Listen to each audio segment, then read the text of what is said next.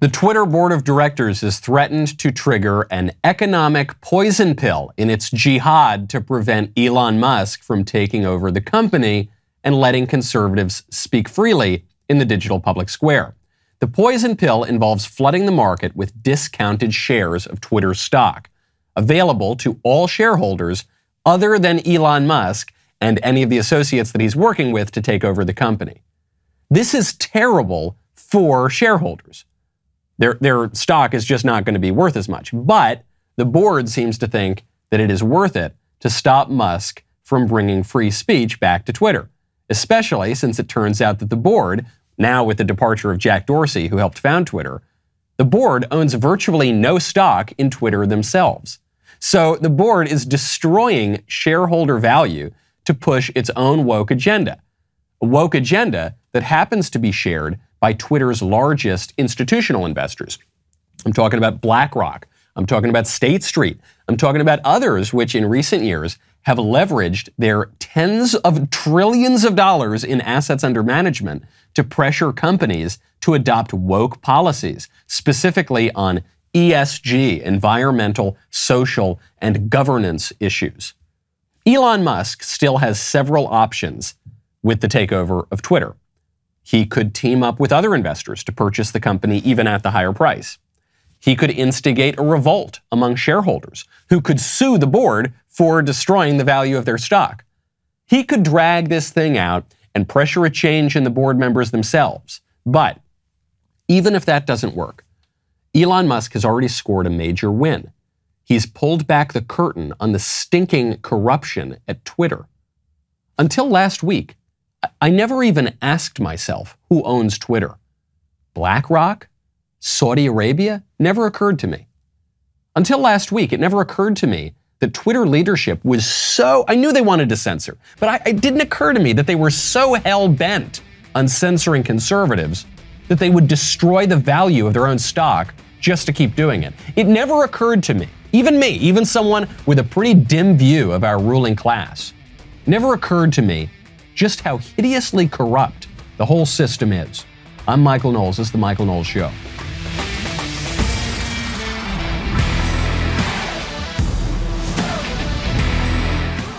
Welcome back to the show. My favorite comment on Friday is from Barry and the Beast, who says, while I have full confidence that Jen Perlman could give Michael's podcast a perfectly punny name makeover, I think we all have to agree it must be Michael Knowles Best, with honorable mention to Michael Knowles et al.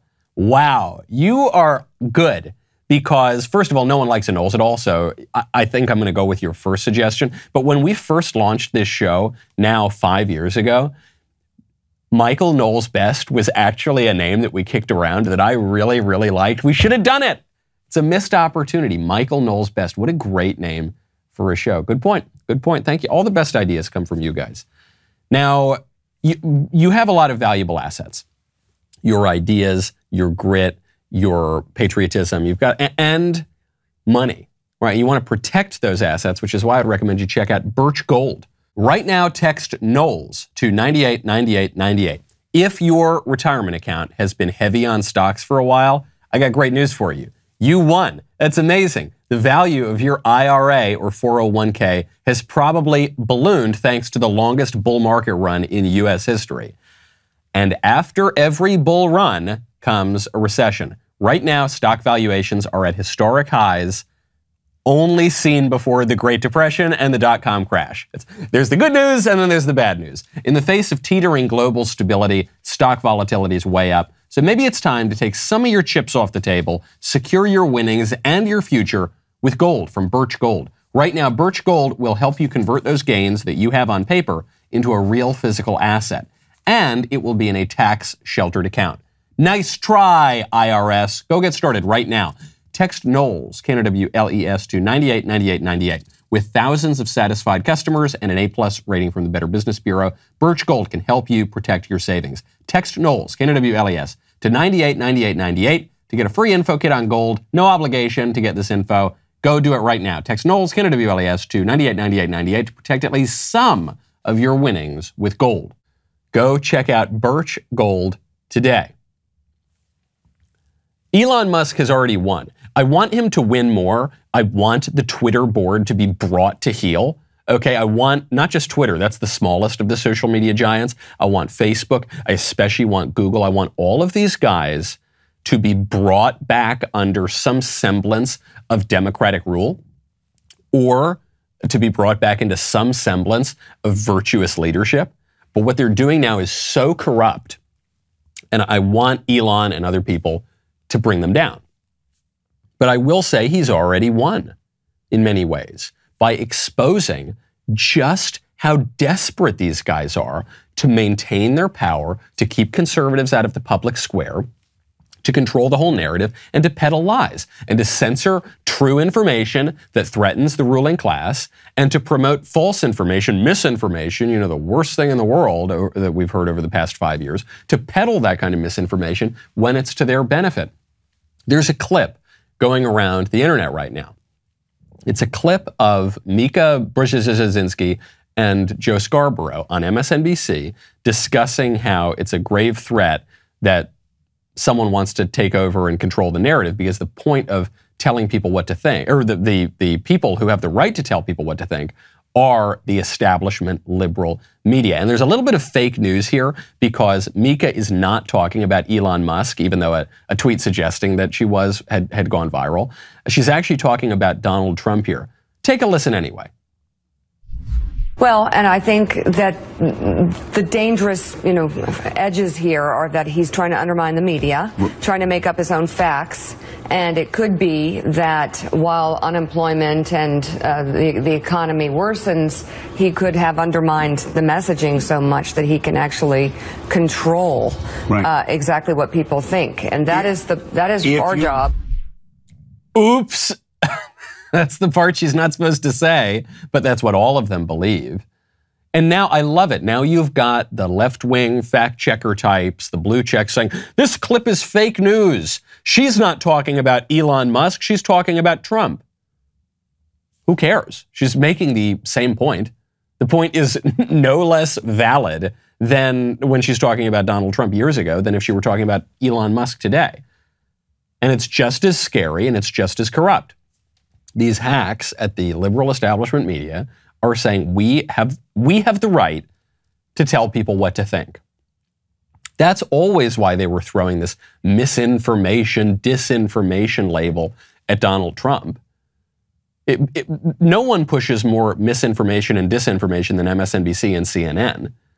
And sure, Republicans sometimes push their own talking points. I think the conservatives have been much more accurate, much more faithful to the truth than the people who tell you that men are not women, that men are women rather on the left, than people who tell you that Donald Trump colluded with the Russians, than people who push just completely made up storylines, people that tell you half the country are neo-Nazi white supremacists, people who tell you that parents are domestic terrorists. I think the conservatives are a lot more faithful to the truth than the libs are in this case.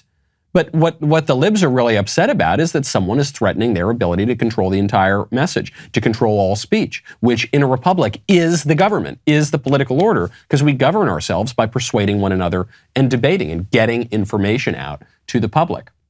That clip should go viral. That people should know this is exactly what these people think. And Elon Musk is going in and saying, look, we're not going to stand for that anymore.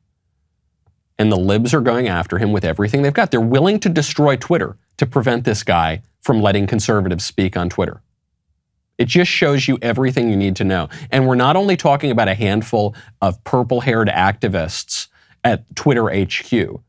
We're talking about big institutional power that controls trillions and trillions of dollars. Why are they so focused on this? Because this is not just about some fashionable social movement or the sincerely held transgenderist views of the radical left. This is about a liberal ruling class that is not going to give up its power and that is going to make noises about their great respect for democracy, but really they don't have any respect for democracy at all, and they simply want to control their power just like every other corrupt regime in the history of the world. And so are they going to win? Is this one eccentric billionaire who owns an electric car company and a rocket company, is he really going to be able to crack that regime? Maybe, maybe not. I don't know. But at the very least, you do have a big win here. He is exposing the rot, not just the crazy, kooky kids on college campuses. We're talking about the political corruption and rot that goes all the way down to the most powerful interests in our political systems, in our global financial system, in our media institutions, not just in the United States, but around the world. A rot that runs real deep. Corruption. Look at what's happening right now in just one agency of the government. Story came out, you probably didn't even see it. ICE, the Immigration and Customs Enforcement. ICE blew $17 million on hotels for illegal aliens. That's the headline. It's actually a lot worse than that. We're in the throes of the worst migrant surge in American history. It's going to be, last year, we took in 2 million illegals, 1 million legals. This year, we're going to take in way more than that. So last year, among the crazy migrant surge, in March of 2021, ICE entered into an $86.9 million contract with the nonprofit Endeavors for a 6-month period. $87 million for 6 months. For what purpose? To house illegal aliens. Must be nice. Must be nice to be put up at a hotel. So the money was for 1,239 beds and other hotel services in Texas and Arizona. Now, this was a sole source contract, so it wasn't really open to bidding. ICE just gave the contract to this nonprofit Endeavor. Why? Why did Endeavors get this contract and it wasn't open to negotiation and bidding in the free market? Unclear. Probably there was some corruption. Then, this sole source contract spent approximately $17 million for hotel space and services at 6 hotels that went almost entirely unused. So they spent you have the government gives this contract to this one group. Then this one group gives a bunch of contracts to hotels that never have to use the space, $17 million. Why? If it were me, I don't want to sound cynical, I would assume it's because there was some corruption along the way. And it exposes something about the illegal immigration problem that it's so basic that we almost overlook it. We say, why is there a major illegal immigration problem? Why won't either party do anything about this? Why? What's going on? If only I get elected to office, then we can change this problem. No, the reason that illegal immigration continues and gets worse and worse and worse is because a lot of people in both parties, frankly, are making a lot of money off of it. The reason illegal immigration is allowed to continue and why our immigration laws are getting totally flouted is because of corruption. Now, when you want to reach millions and millions of people, I would recommend you check out Podium. Right now, go to podium.com/Knowles. If you own a business, you know there are not enough hours in a day to waste playing phone tag. The list of customers that you need to reach does not get any shorter, especially when business is good, which is why local businesses everywhere turn to Podium. Podium makes every interaction as easy as sending a text. That's simple. So your business gets done faster. Podium is not just a better way to communicate, it's a better way to do everything for your business. Gathering reviews, collecting payments, even marketing to your customers. Podium makes it all as easy as pressing boop, send. You won't just free up more time, you'll grow your business, you'll get more done. With Podium, you'll close deals with customers before the competition even has a chance to call them back. Join more than 100,000 businesses that already use Podium to streamline their customer interactions. Get started for free at podium.com/Knowles. That's right, for free. Or you can sign up for a paid Podium account and get a free credit card reader. Restrictions apply. That's podium.com/Knowles. Go check out Podium today. It's really basic stuff. This is not, sometimes we make politics too complicated and we get lost in the weeds of the abstractions, of the ideology and the this and the that. A lot of politics just comes down to dollars and cents. Why is illegal immigration allowed to continue? Well, because the libs get more votes, because corporations that are sort of on the Republican side, but more on the Chamber of Commerce, just cut my taxes and let me get richer side of the GOP. They make a lot more money because they get cheap labor. The government has a lot of grift in it, and a lot of people are making a lot of money. It's big politics attracts big money, period. That's always true. Oh, we've got a major crisis down at the border. hey, federal government, give my organization some money and don't let anyone else bid on it. And then, oh, hey, hotel groups, I got a lot of money from the government. Here's what you scratch my back, I scratch yours. This is basic stuff. It's unfortunate, but it's basic. There's a lot of corruption here. You want to talk about corruption? The lieutenant governor of New York, he was just arrested. What was he arrested for? Corruption. And by the way, he is not the first major New York politician to be arrested for corruption in recent years. It seems like every few months there is a major New York politician who is exposed for corruption. The last governor of New York, Andy Cuomo, resigned in disgrace because of corruption, because of his mismanagement, then his cover-ups, then his financial corruption, taking millions and millions of dollars for this book that didn't sell anywhere nearly well enough to justify that kind of an advance. Andrew Cuomo, he becomes governor after who? David Patterson. David Patterson also had a ton of corruption in his past. He was not able to continue his political career. David Patterson took over for who? Eliot Spitzer, super corrupt governor who got caught paying zillions of dollars to high-class hookers. Eliot Spitzer, just on and on and on. I haven't even touched the state Senate yet. Albany, New York, the state capital of New York, is one of the most corrupt places in America. It probably rivals Illinois. And so when we talk about ideology, we focus a lot of our political debates in this country on just left versus right, Democrat versus Republican, progressive versus conservative. And that matters, obviously. We talk a ton about political philosophy on this show.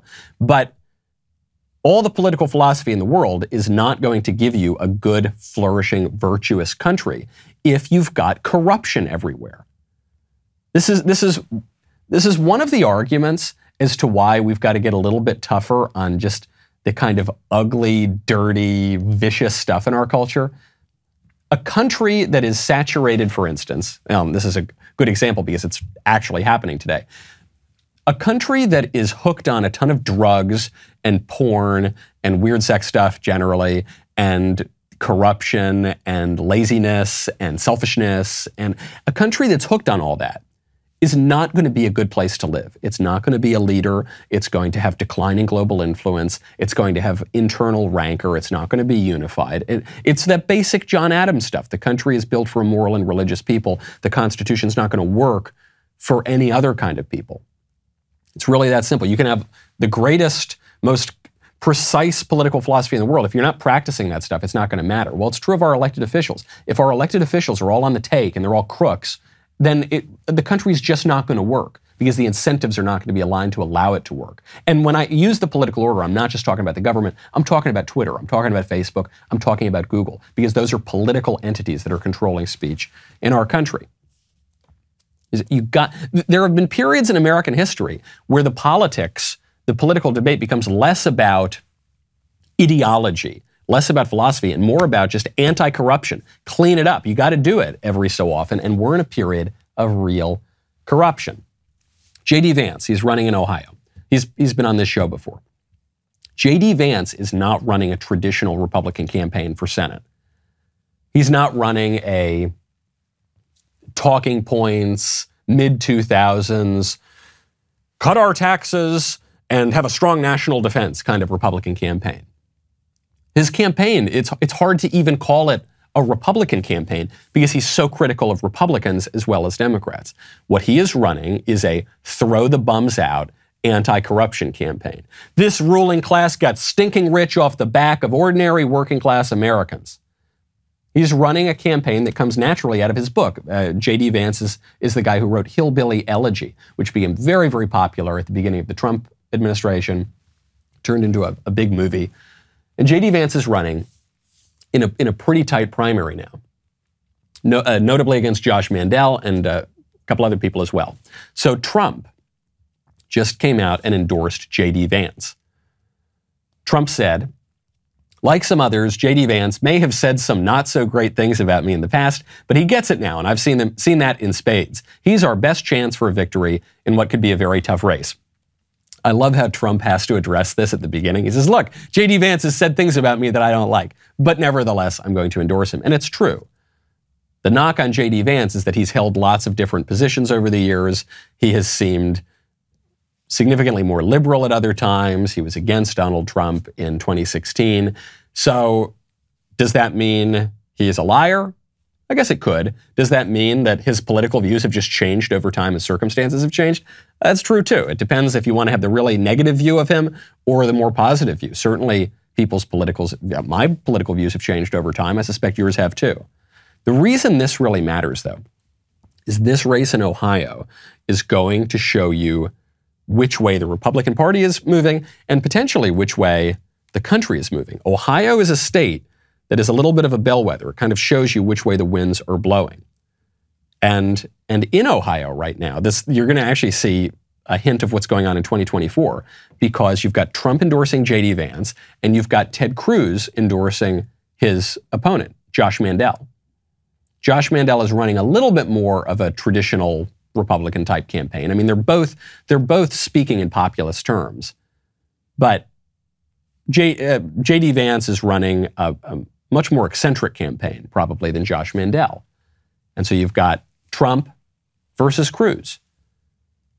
You are now seeing in these Senate races, in these House races too, a shadow campaign playing out. Yes, it's about 2022, but it's also about 2024. You've got to look at which politicians are backing which politicians who are up right now. And it's going to show you who's got more steam rolling into 2024.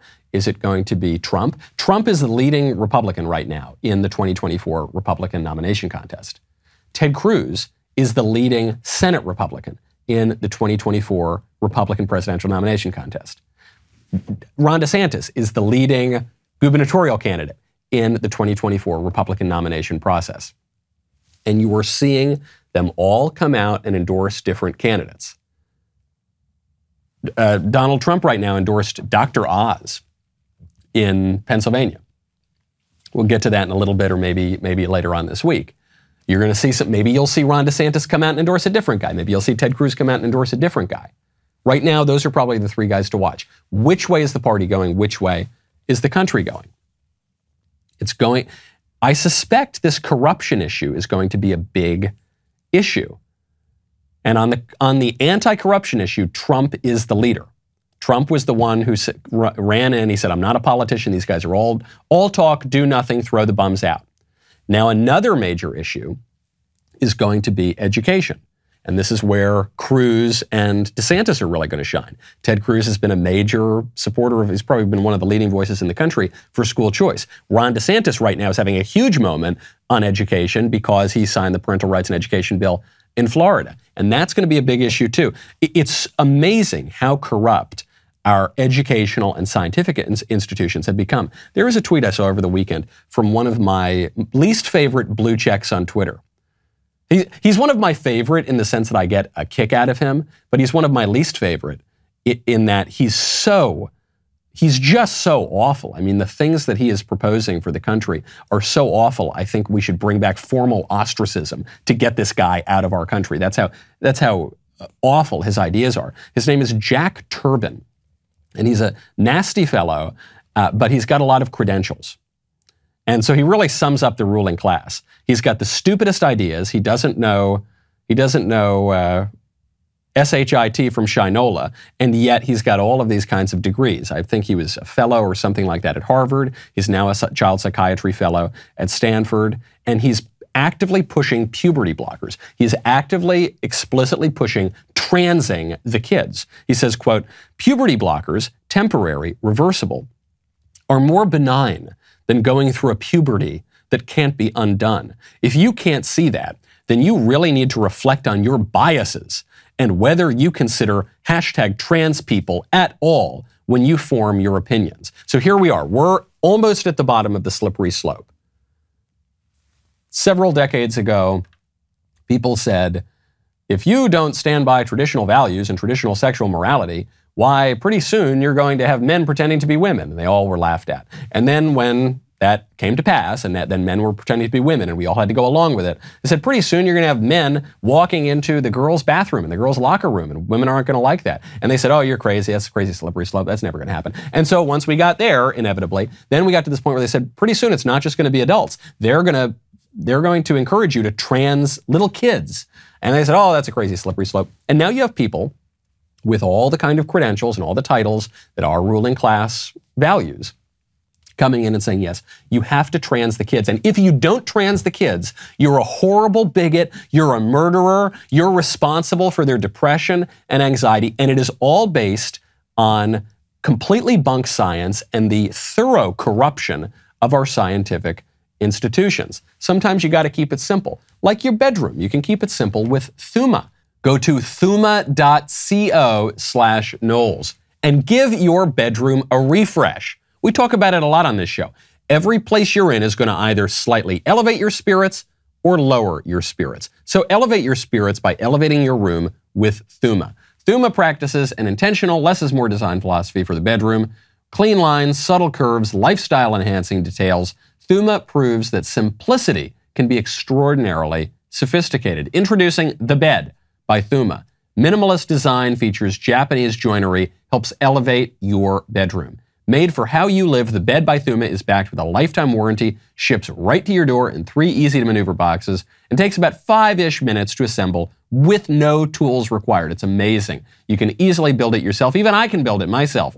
Thuma offers other bedroom essentials too to elevate bedtime. That's the nightstand, the side table, the tray. They're all perfect complements for the bed. Create that feeling of checking into your favorite boutique hotel suite, but at home, with The Bed by Thuma. Go to thuma.co/Knowles. Use code Knowles, KNWLES, to receive a $25 credit toward your purchase of the bed, plus free shipping in the continental U.S. thuma.co/Knowles. Enter Knowles at checkout for a $25 credit. thuma.co/Knowles. Enter code Knowles. Go check out Thuma today. Americans used to turn to sports to get away from politics. Now the left has made that impossible.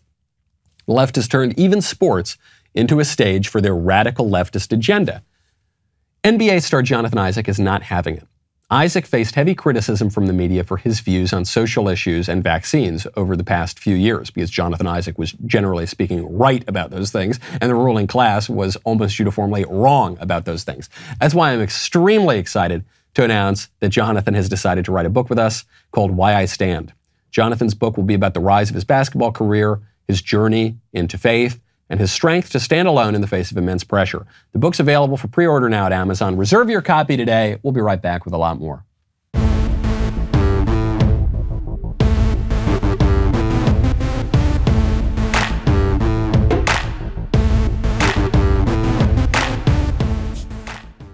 The lies that the ruling class are pushing about puberty blockers and transing the kids are so hideous, I can't even read it without my blood pressure going up. I'm a pretty cool guy. I'm pretty much cool as a cucumber. This stuff, I read this tweet from this guy, Jack Turbin, who is just such a creep. It's just a nasty little creep. It's hard to read what he is trying to do, which is effectively to abuse little kids.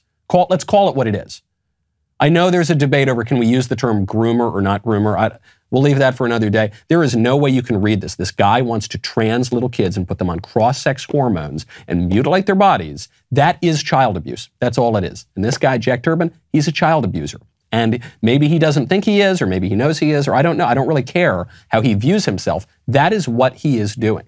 And he's pushing lies about this process. It's really dangerous because there are probably parents out there who are going to be confused, whose kids are going to be convinced that they're transgender because of social movements and because of creeps in the public schools and lots of other factors in our society. And they're not going to know what to do, and they're going to want to do what's best for their kids, and they're going to inadvertently pump their kids full of poison. It's horrible. This guy, Jack Turbin, says that puberty blockers are temporary and reversible. It's just not true. I've got here a report about a study. It's come out in the New Atlantis Journal. It's called Growing Pains, Problems with Puberty Suppression in Treating Transgender Dysphoria. This is co-authored by very serious scientists. Paul H. Roos, a professor at Washington University School of Medicine. Lawrence S. Mayer, a scholar in residence at Johns Hopkins School of Medicine, which, let's not forget, Johns Hopkins pioneered the transgender surgery and then ended up shutting it down because it wasn't helping anybody. But this is probably the top medical school in the country. This guy, Lawrence Mayer, is also at Arizona State. And Paul McHugh, who was at Johns Hopkins. He's a distinguished professor of psychiatry at Johns Hopkins University of Medicine, former psychiatrist-in-chief at Johns Hopkins, also who pioneered this transgender surgery.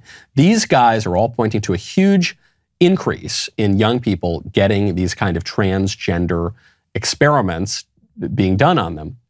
And they're saying this is really dangerous, this is really bad. First, the paper says that the treatment is not necessarily reversible, that actually what the scientists point out is, quote, there are virtually no published reports, even case studies of adolescents withdrawing from puberty-suppressing drugs and then resuming the normal pubertal development typical for their sex. So while creeps like this guy Jack Turbin say, oh, just put your kid on puberty blockers.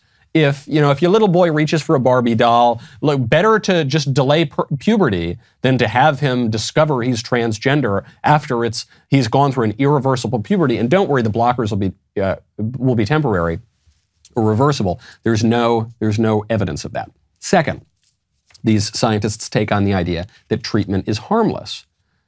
Now, puberty blockers, what they do is they pump you full of hormones and they suppress secondary sex characteristics from developing. What these guys write is puberty suppression hormones prevent the development of secondary sex characteristics, arrest bone growth, decrease bone accretion, prevent full organization and maturation of the brain, and inhibit fertility. We're talking about really, really dangerous stuff. There's so many cases of this. One of the main puberty blocking drugs is Lupron. Many patients are not exposed to, or they're not told about the full side effects of these. The extreme side effects that you can have from Lupron, from the puberty blocking, just temporary reversible stuff, joint pain, severe joint pain, osteoporosis, compromised immune systems, severe mental health issues such as depression and even suicidal ideation. The FDA has received 24,000 reports of adverse reactions, half of which the agency itself has admitted are quite serious. Just to give you an example of some cases of this, and you can just Google it. Adverse side effects from puberty blockers. One person suffered not only constant pain, but strange rashes, severe osteoporosis, and multiple surgeries. Expert witnesses in court cases brought here have concluded that plaintiffs in these cases have suffered extreme bone density loss and other symptoms as a result of Lupron beginning at age 17. And the most important finding of these reviews shows that 62.5% of patients treated with Lupron and Lupron can be used for completely different conditions, endometriosis, other conditions like that, had not regained baseline estrogen levels by 1 year after stopping. So the idea that, oh, don't worry, you go off it, you'll go right back to normal, that's just complete BS. And then finally, the idea that puberty blockers are cautionary is absurd. The argument that creeps like Jack Turbin and these other weird, creepy, child-abusing, call them groomers if you want to, people are doing is they're saying, look, it's better for your kid to go on the puberty blockers now than to let puberty set in. Because if the puberty sets in, then their depression, their anxiety, their suicidality is going to get much, much worse. There's no evidence of that. Actually, in most cases, gender confusion before puberty is going to just go away after puberty. The authors write, gender identity for children is elastic. That is, it can change over time, and plastic. That is, it can be shaped by forces like parental approval and social conditions. And unfortunately, what they point out is this transgender treatment, it's not treatment, it's child abuse, will actually harden feelings of gender dysphoria.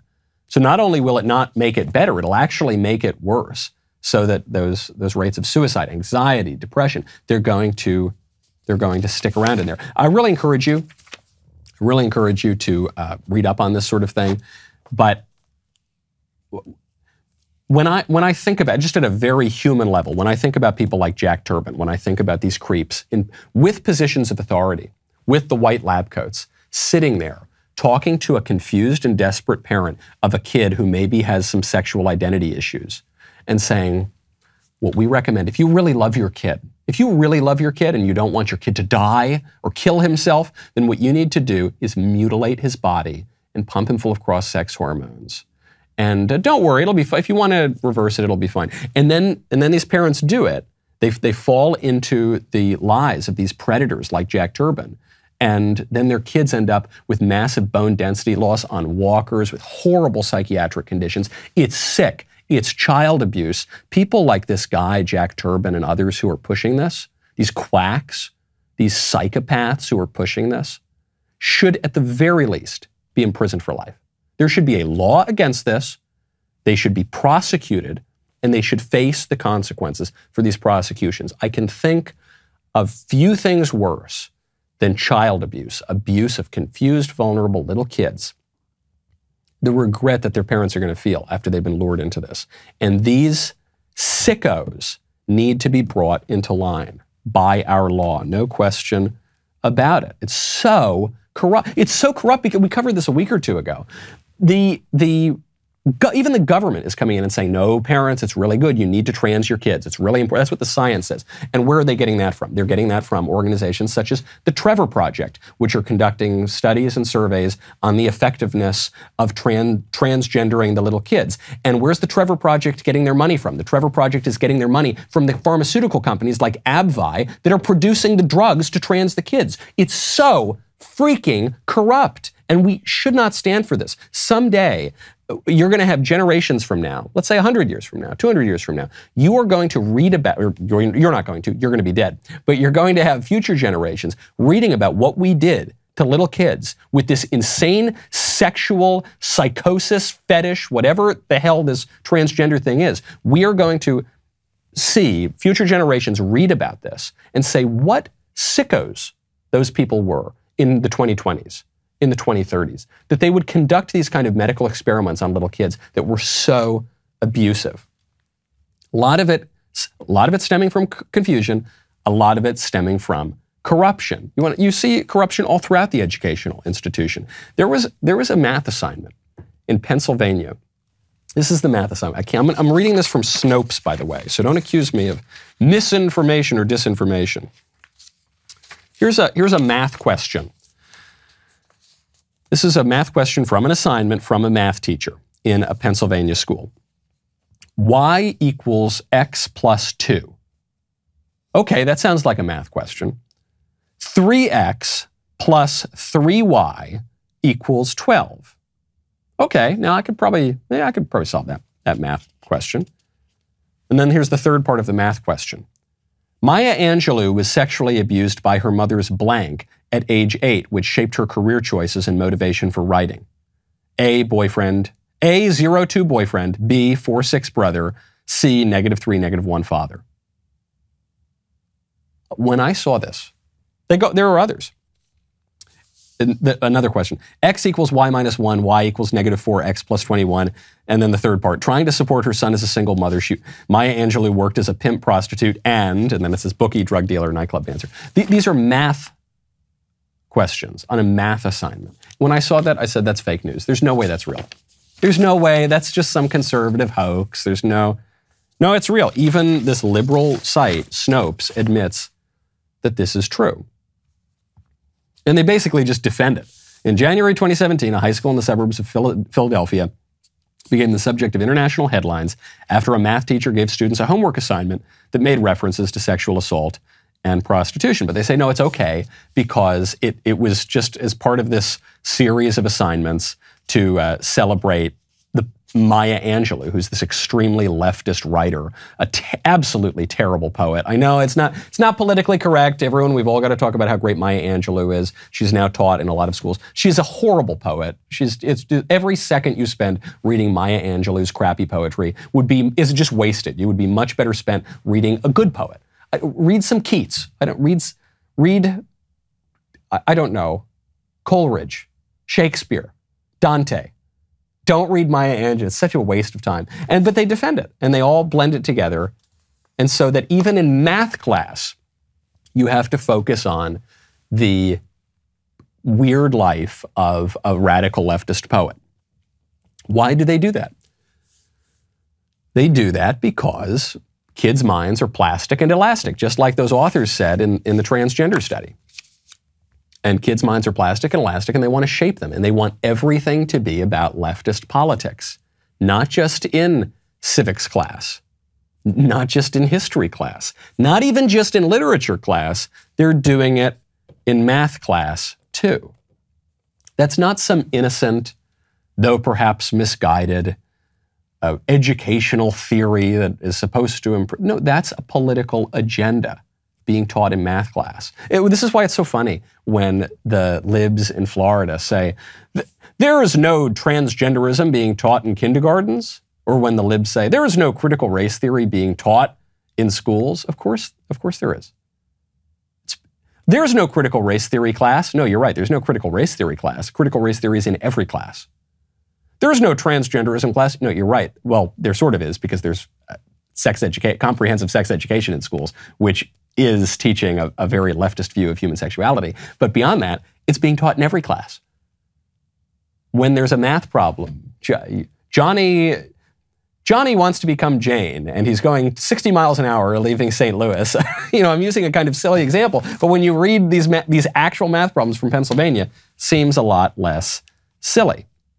And the schools are a source of corruption because it's where the government can really exercise and expand its power. This is why right now, amid the worst inflation in 40 years, at least, Jen Psaki, White House spokesman, just in a podcast with those lib guys on the Pod Save America show, is now calling for the cancellation of student debt.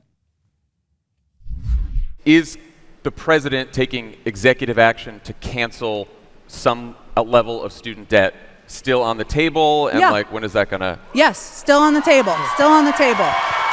So just to play out what Ron Klain was talking about, so as you said, it ends August 31st. We have to then decide whether it's extended. And what you look at is, even though the economy is very strong, we created more jobs last year than any year in history. Sure. Even though that's the case, we know, as we've been talking about, costs are too high, and certainly not having to pay back student loans. Nobody's had to pay $1, a cent, anything in student loans since Joe Biden's been president. And if that can help people ease the burden of costs in other parts of their life, that's an important thing to consider. That's a big part of the consideration. So between now and August 31st, it's either going to be extended or we're going to make a decision, as Ron referenced, about canceling student debt. So economically, this makes no sense. But the Biden record on the economy makes no sense either. Her claim, we in the Biden administration created more jobs than ever last year. That's just a lie. What you did was you let people go back to work. You didn't create any jobs. Actually at the end of the previous administration, the government said you can't work, you can't go to work, we're going to shut down huge segments of the economy, and we're going to just force you to stay at home. And then Biden comes in and slowly he says, okay, some of you can go back to work. That's not creating jobs. That's just lifting an extremely burdensome regulation that allows people to go back to the things that already existed long before Joe Biden got into office. But the explanation of the student debt policy is not economic at all. It's not that it'll fight inflation. It's that it is corrupt. It's that it's a payoff. It's that it's going to give the Democrats some, at least temporary, political advantage. When you are in a period of high inflation, it does not make sense to just start forgiving huge amounts of debt. It doesn't make sense for a whole host of reasons, but one of the reasons is then you're just flooding the economy with more money. But you don't want to flood the economy with more money. That's not going to help the inflation. That's going to make inflation much worse, actually. Even Larry Summers, who is Obama's chief economist, said that these sorts of schemes that the Biden administration is cooking up don't make economic policy sense. So then how do we explain it? Furthermore, it doesn't make a whole lot of sense because something like a quarter of Americans graduate from college, and it tends to be the people who graduate from college generally make more money and generally have higher social outcomes. Not always, because the value of a college education is very much in question these days. But so now you've got a situation where you've got the entire American tax base paying to send statistically rich kids to college. Why would you do that? That seems like a very regressive tax from the so-called progressive administration. Well, it's a payoff because college graduates are more likely to support Democrats. So if you pay off their debts, they're going to like you even more. They're going to be even more likely to support Democrats, so it's a payoff to the base. But two, it's going to create incentives for kids to go to college, where they're going to learn all sorts of insane underwater basket weaving and lesbian dance theory. And just broadly, they're going to learn the leftist view of the world, and they're going to be indoctrinated there. And so then, just statistically, they're going to be more likely to vote for Democrats. So it creates an incentive to get more Democrat voters. Why not pay off why not forgive business loans? Wouldn't that be a better way to help the economy? I don't think that's a good idea either, by the way. But if you're trying to rev up the economy, why are you forgiving the loans of sociology majors at Brandeis or at Hamilton when you could be forgiving certain business loans where businesses actually incurred really difficult costs, especially during COVID-19 and the lockdowns? Because that's not going to be quite as politically effective. Maybe they'll do a little bit of that too, but it's not going to be as politically effective for the Democrats. It's just corrupt. And on this show, I've never listened to an episode of the Pod Save America show. It's all these old Obama bros. They're kind of a contrived thing, and they were really being peddled very hard by Hollywood for a while. There's a big billboard of them right on the Sunset Boulevard, but despite their best efforts, it hasn't ever really become the broad cultural megaphone that I think the libs want it to be. It's kind of like The Daily Show. Back when The Daily Show was being run by Jon Stewart. It doesn't have it's not the hugest audience, but it is listened to by all the right, influential, liberal people. And so on this show, Jen Psaki remains on, they're having a casual conversation, and she ends up calling Peter Doocy at Fox News a stupid SOB. Because we have to talk about Peter Doocy for 1 second. Sure. Okay. Okay. Is he a stupid son of a bitch? Or does he play a stupid son of a bitch on TV? Okay.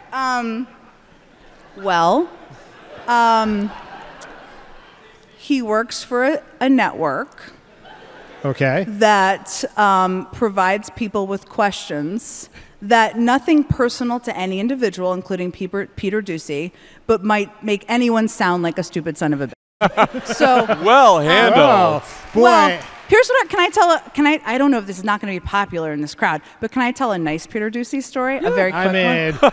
Okay. Come on. People are attacking Jen Psaki for this. I actually really have no problem with Jen Psaki's answer. I find the question from the Pod Save America guys to be like nails on a chalkboard.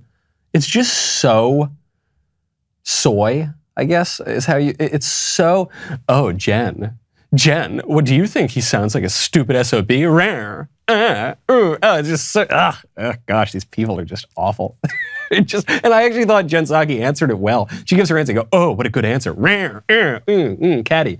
But Jen's answer was fine. They're really quoting Joe Biden. Joe Biden referred to Peter Doocy this way. And she says, well, it's not Peter Doocy's fault, but I don't like Fox News, and Fox News would make anyone sound like this. And okay, now they're saying this is disrespectful from the press secretary. Well, look, the press secretary is the spokesman for the president. If the president's going to say it, blame the president.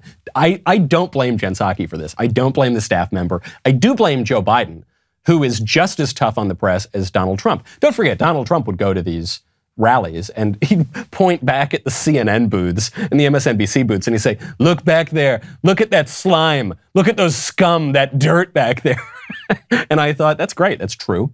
First of all, it's true. I had no problem. I don't think it's a horrible assault on journalism and the intrepid, independent reporters. No, I think the establishment media are shills and propagandists for the ruling class. It is very good to point that out. It's very good to insult them as an institution. That's not quite as true of conservatives, because conservatives have relatively very, very few outlets, very little place in the establishment media. I don't take issue with Jen Psaki. I take issue, though, with the liberal journos who defend her. Brian Stelter comes out, and Brian Stelter said, absolutely, go after that Peter Doocy. The point she's trying to say there is that Fox pushes storylines that are sometimes nonsense. Doocy does that in the briefing room, but still she did it in a way playing to a liberal audience that certainly is going to cause a lot of outrage from Fox probably for the next few days, right? Here's what the network says in a statement. Fox telling me, quote, in his role as White House correspondent, Peter Doocy's job is to elicit truth from power for the American public. His questions, they say, are his own. He's a terrific reporter, and we're extremely proud of his work. So basically, Fox is saying, hey, we don't provide him questions. He comes up with it himself, so they're defending his honor. I think Jen Psaki's kind of like, remember in senior year, spring of your senior year, you're about to graduate and you're just tired of all this. I think we're seeing that from Jen Psaki. She's about to leave the White House. She's going to go to a job likely at MSNBC. So she's kind of relaxing and maybe to sharing how she really feels. So it's the same answer that you heard from the Pod Save America guys. They're saying, ooh, go get him. You drag him. Yes, Queen, slay.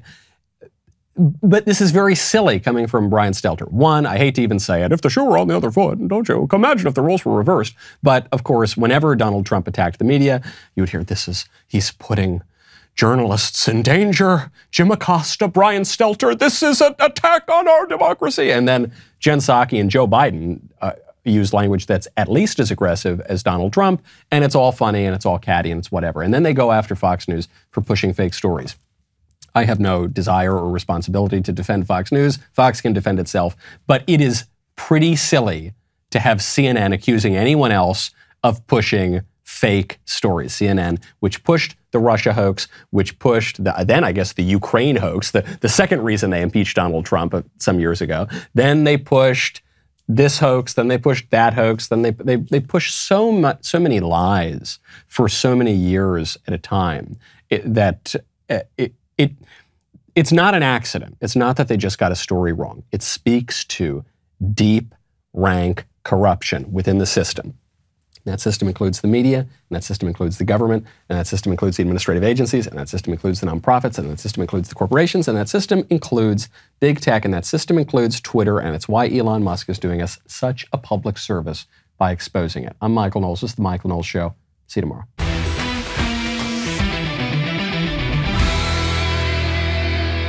The Michael Knowles Show is produced by Ben Davies, executive producer Jeremy Boring, supervising producer Mathis Glover, production manager Pavel Vidovsky, editor and associate producer Danny D'Amico, associate producer Justine Turley, audio mixer Mike Coromina, and hair and makeup by Cherokee Hart. The Michael Knowles Show is a Daily Wire production, copyright Daily Wire 2022. If you prefer facts over feelings, aren't offended by the brutal truth, and you can still laugh at the insanity filling our national news cycle, well, tune in to The Ben Shapiro Show, where you'll get a whole lot of that and much more. See you there.